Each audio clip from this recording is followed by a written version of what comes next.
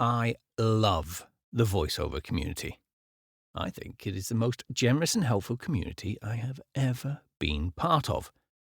I look forward to my various Zoom meetings every week like a kid on Christmas Eve. Immersing myself in this world has made me a better person. I've seen a genuine evolution in my personal outlook due to the wonderful people I've met. It has made me a better person, and I'm thankful for that. But it may have one dilemma. How do you know who is telling the truth and who is deceiving you? How do you know if a particular piece of advice is absolute gold or a huge pile of shit? How do you know if someone is coming from a genuine place or if they have ulterior motives? It can be very difficult to discern, especially to those starting out in this industry. Critical thinking seems to be a declining life skill. Tide Pods, anyone? Okay, that is maybe taking things too far. It just seems that people are just so desperate to believe things without putting in the effort to discover if they come from a place of substance.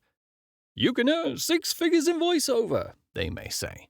Yep, I know quite a few people in my close circle of voiceover friends that do. So, absolutely, it is possible. Will you earn 6 figures in voiceover? Whether you like it or not, the only person who can answer that is you.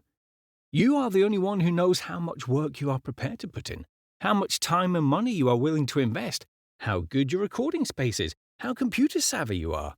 The list goes on.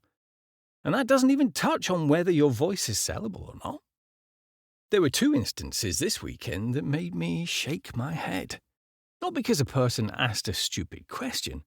It was because people who come from a place of authority and experience said some things that weren't really helpful.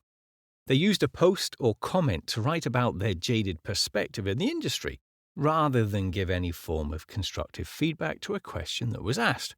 Or they espoused information that, although well-meaning, was not entirely correct.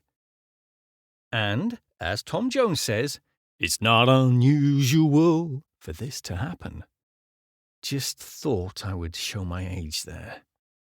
After being involved in the voiceover industry for nearly 7 years now, I've started to discern the different factions out there. The Fiverr Brigade, who think that driving down rates to book work has nothing to do with anyone else. The people who think Fiverr and all online casting sites are the devil. Those who have been in the industry a while and created a successful business with direct marketing and contacts they made in radio and tell you to stay off the P2Ps. And those who have been in the industry for a long time and tell everyone to get off my lawn. And there are more that haven't been mentioned. My point is that everyone comes from their unique perspective. None of them are particularly right or wrong, to be honest, and they usually mean absolutely no malice by it. Usually. I suppose it is just like the audition process. It is subjective. They are commenting from their truth, and it all makes absolute sense to them. An example is an old die-hard radio guy telling you that making love to the microphone with your mouth and use compression up the yin-yang is the way to go. Or a newbie saying that buying a 1-week course for $1,000 with a promise of a demo at the end makes absolute sense. You don't know what you don't know, and you only know what you've been taught. So, what can you do? When I get to this part, I suppose I should have a good answer. Shit, I really should have thought this out more. In truth, there's no real good answer. If you're just starting out, you are going to make mistakes. You just are. You will take advice from someone, apply it, finally figure out that it was as much use as a chocolate fireguard, and move on. But there are some universal truths, the biggest of them being, if it's too good to be true, it usually is, and you get what you pay for. If you apply these and add a little critical thinking, it might just stop you from making all of the mistakes. You don't want to not make any mistakes because then you won't learn and grow. And in my mind, there is just nothing better than watching people learn and grow. It just gives me all the feels.